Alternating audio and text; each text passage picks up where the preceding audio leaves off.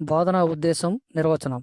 విజ్ఞాన శాస్త్రాన్ని బోధనా కార్యక్రమానికి ఒక దిశను, ఒక ఆకృతిని తెలిపే సాధారణ వివరణను విజ్ఞాన శాస్త్ర బోధన ఉద్దేశం అని అంటారు.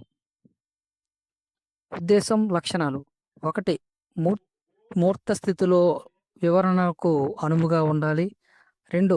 ఆశయాన్ని స్పష్టంగా వ్యక్తీకరించగలిగి ఉండాలి. 3. సామాజిక అవసరాలకు అనుగుణంగా ఉండాలి. 4. దీర్ఘదృష్టి లక్షణాలు కలిగి ఉండాలి. 5. మార్గదర్శ లక్షణాలు కలిగి ఉండాలి. 6. దీర్ఘకాలిక సాధనకు నిర్దేశంగా ఉండాలి. ఉదాహరణకు శాస్త్రీయ వైఖరిని పెంపొందించడం అనేది ఒక ఉద్దేశమైతే, విజ్ఞాన శాస్త్ర బోధన ద్వారా ప్రయోగాలు, పరిశీలనకు అవకాశాలు కల్పించి విశాల దృక్పథాన్ని, సునిశిత పరిశీలన నైపుణ్యాన్ని అలవర్చుకునేటట్లు చేయాలి. విజ్ఞాన శాస్త్ర వివిధ బోధనా ఉద్దేశాలు వచ్చేటప్పటికి 19 వరకు ఉన్నాయండి. అందులో 1. శాస్త్రీయ జ్ఞానాన్ని పెంపొందించడం కోసం. 2. జీవశాస్త్ర ప్రాథమిక జ్ఞానాన్ని అందించడం. 3. పరిసరాలను గురించి అవగాహన కలిగించడం. 4. విజ్ఞాన శాస్త్రం పట్ల అభిరుచిని పెంపొందింపచేయడం. 5. శాస్త్రీయ వైఖరిని పెంపొందింపచేయడం. 6. సాంకేతిక అభివృద్ధిలో సరితూగడానికి. 7. పరిశోధనాత్మక శక్తిని పెంపొందించడం. 8. నిత్య జీవితానికి అన్వయించుకోవడం. 9. మెదడుకు పదును పెట్టడం కోసం. 10. వృత్తి విద్య ప్రవేశానికి. 11. సంస్కృతిని కాపాడి అభివృద్ధిపరచడానికి. 12. చక్కని అలవాట్లను, మంచి ఆరోగ్యాన్ని కలిగించడానికి. 13. ప్రపంచ శాంతిని పెంపొందించడానికి. 14. వినోదం కోసం. 15. ఉన్నత విద్యల కోసం. 16. విద్యార్థి మూర్తిమత్వాన్ని సంపూర్ణంగా వికసింపచేయడం. 17. మంచి పౌరునిగా తీర్చిదిద్దడం. 18. శాస్త్రీయ పద్ధతిలో శిక్షణ అందించడం. శాస్త్రీయ పరిజ్ఞానం ఎప్పుడు సక్రమైన ఆలోచన విధానాన్ని ఇస్తుంది. జీవశాస్త్రాన్ని అధ్యయనం చేసే విద్యార్థులు నిత్య జీవితంలో ఉపయోగపడే జీవశాస్త్ర ప్రాథమిక సూత్రాలు, భావనల గురించి జ్ఞానాన్ని పొందగలగాలి. శాస్త్రీయ సాహిత్యం అర్థం చేసుకోవడానికి తగిన శాస్త్రీయ సత్యాలు తెలుసుకుని ఉండాలి.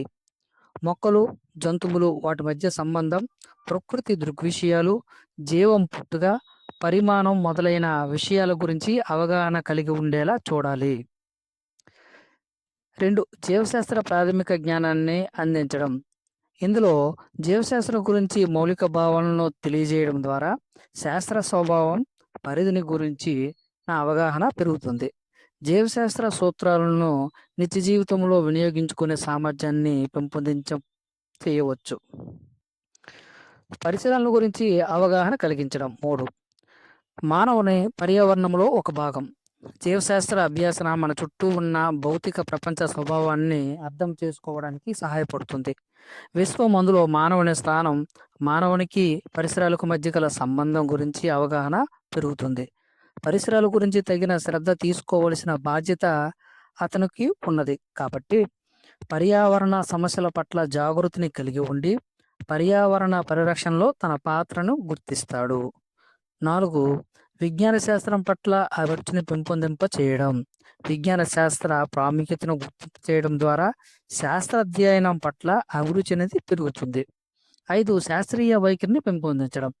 శాస్త్రీయ పరిశీలన లేదా సునిశితమైన పరిశీలన, విశాల భావం, మూఢనమ్మకాల నుండి దూరంగా ఉండడం, సరైన ఆధారాల లేనప్పుడు తీర్పును నిలుపుదల చేయడం, ఇలాంటి వైఖరులన్నింటినీ శాస్త్రీయ వైఖరి లేదా దృక్పథంగా పేర్కొనవచ్చు. జీవశాస్త్ర పఠనం ద్వారా పెంపొందింపే శాస్త్రీయ దృక్పథం మరింత శాస్త్రాభివృద్ధికి తోడ్పడుతుంది. 6. సాంకేతిక అభివృద్ధితో సరితూగడానికి. ఆధునిక సాంకేతిక అభివృద్ధి వల్ల శాస్త్ర జ్ఞానం దినదిన అభివృద్ధి చెందుతుంది. అంతేకాక విజ్ఞాన శాస్త్రం, సాంకేతిక అభివృద్ధి ఒకదానికొకటి సహకారంతో అభివృద్ధిని సాధిస్తూ మానవ మనుగడలో ఎంతో ప్రాధాన్యత సంతరించుకున్నాయి. జీవశాస్త్ర అధ్యయనం విద్యార్థిని ఆధునిక సాంకేతిక అభివృద్ధిలో తులతూగేలా విద్యార్థిలో సామర్థ్యాన్ని పెంపొందింప చేస్తుంది. 7. పరిశోధన శక్తిని పెంపొందింప చేయడం. శాస్త్రీయ దృక్పథం శాస్త్ర పరిశోధనకు దారితీస్తుంది.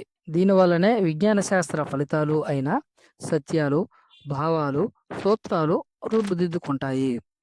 ప్రయోగశాల నిర్వహణలో వివిధ ప్రక్రియలు, నైపుణ్యాలు, ఫలితాల విశ్లేషణ, సూత్రీకరణ నైపుణ్యాలు జీవశాస్త్ర అభ్యాసన ద్వారా అభివృద్ధి చెందుతాయి. తద్వారా జీవశాస్త్ర పరిజ్ఞానాన్ని మరింత అభివృద్ధి చేసుకోగలుగుతారు. 8. నిత్య జీవితానికి అన్వయించుకోవడం. జీవశాస్త్ర సూత్రాలు దైనందిన జీవితానికి ఎంతో ఉపయోగపడతాయి. జీవశాస్త్ర అభ్యాసనలో నేర్చుకున్న సూత్రాలను, భావాలను నిత్య జీవితానికి ఉపయోగించుకునేలా విద్యార్థి యొక్క సామర్థ్యాన్ని పెంపొందింపజేస్తుంది. 9. మెదడును పదును పెట్టడం కోసం.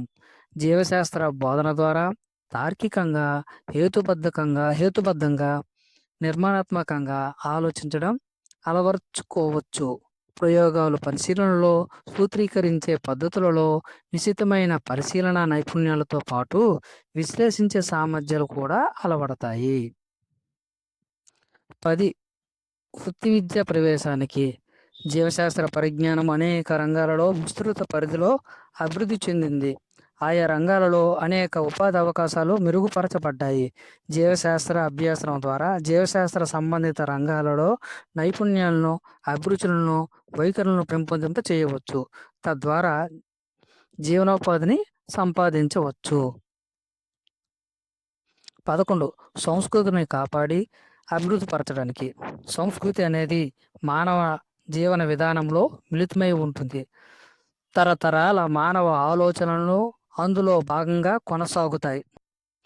జీవితాన్ని మరింత ఉన్నతంగా తీర్చిదిద్దుకోవడానికి మనిషి నిరంతరం ప్రయత్నం చేస్తాడు.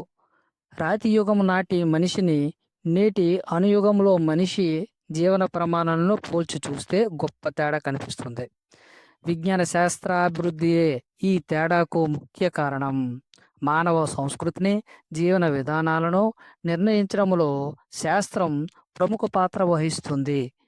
మానవ ఆలోచన సరళిని, నమ్మకాలు, ఆచారాలు, సంస్కృతి మొదలైన అంశాల శాస్త్ర ప్రభావం వల్ల మార్పు చెందుతూ ఉంటాయి.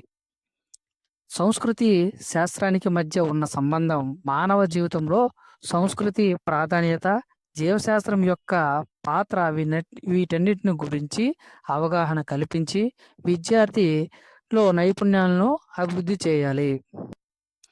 12. చక్కటి అలవాట్లు మంచి ఆరోగ్యాన్ని కలిగి ఉండడానికి. మంచి ఆరోగ్యం కలిగి ఉండడం మనిషికి ప్రధాన అవసరం. జీవశాస్త్ర అధ్యయనం ద్వారా మంచి ఆరోగ్యం కలిగి ఉండడం కోసం కావలసిన ప్రాథమిక జ్ఞానంతో పాటు విటమిన్లు, పోషకాలతో కూడిన సమతుల్య ఆహారం నియమావళిని గురించి అవగాహన లభిస్తుంది. అలానే మంచి జీవనానికి సరైన అలవాట్లు అవసరం. చక్కటి అలవాట్లు మంచి ఆరోగ్యం, వ్యక్తి వికాసానికి తోడ్పడతాయి. జీవశాస్త్ర పరిజ్ఞానం ద్వారా విద్యార్థికి ఆరోగ్యకరమైన అలవాట్లు పెంపొందింప చేయాలి. 13. ప్రపంచ శాంతిని పెంపొందింప చేయడానికి. మానవ జీవితాన్ని సుఖమయం చేసుకోవడానికి జీవశాస్త్ర పరిజ్ఞానం తోడ్పడుతుంది. ఈ విశ్వంలో ప్రాణుల గురించి నా అవగాహన పెంపొందింప చేస్తుంది. తోటి మానవుల సహాయ సహకారాలు ఆవశ్యకతను గుర్తించేలా చేస్తుంది. ప్రాకృతిక వనరులను, వాటి వినియోగం, మానవ అభివృద్ధి మొదలైన విషయాల గురించి సరైన ఆలోచనలను పెంపొందించడం కూడా జీవశాస్త్ర అధ్యయన ఫలితాలే. 14. వినోదం కోసం.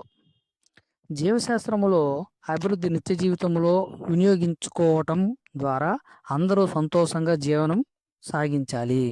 సంతోషంగా జీవించడం అనేక విధాలుగా మానవాళిని ప్రశాంతంగా మనుగడ సాగించడానికి తోడ్పడుతుంది. విరామ సమయాన్ని సద్వినియోగం చేసుకునేలా వినోదాన్ని అందించే జీవశాస్త్ర జ్ఞానం అనేది ఉపయోగపడుతుంది. ఉన్నత విద్య కోసం. జీవశాస్త్ర బోధన మానవ మేధస్సును వికసింపజేస్తుంది. అనేక రంగాలలో ఉపాధి అవకాశాలను మెరుగుపరుస్తుంది. విద్యార్థి తన అభిరుచి మేరకు ఉపాధి రంగాన్ని ఎన్నుకునే అవకాశాన్ని జీవశాస్త్ర విస్తృత పరిజ్ఞానం అనేది కల్పిస్తుంది. కనుక తెలివితేటలని అభివృద్ధిపరచి ఉన్నత విద్యలకు అభ్యసించేందుకు జీవశాస్త్ర బోధన తోడ్పడాలి. వీడియోను చివరి వరకు చూసినందుకు మీ అందరికీ థ్యాంక్స్.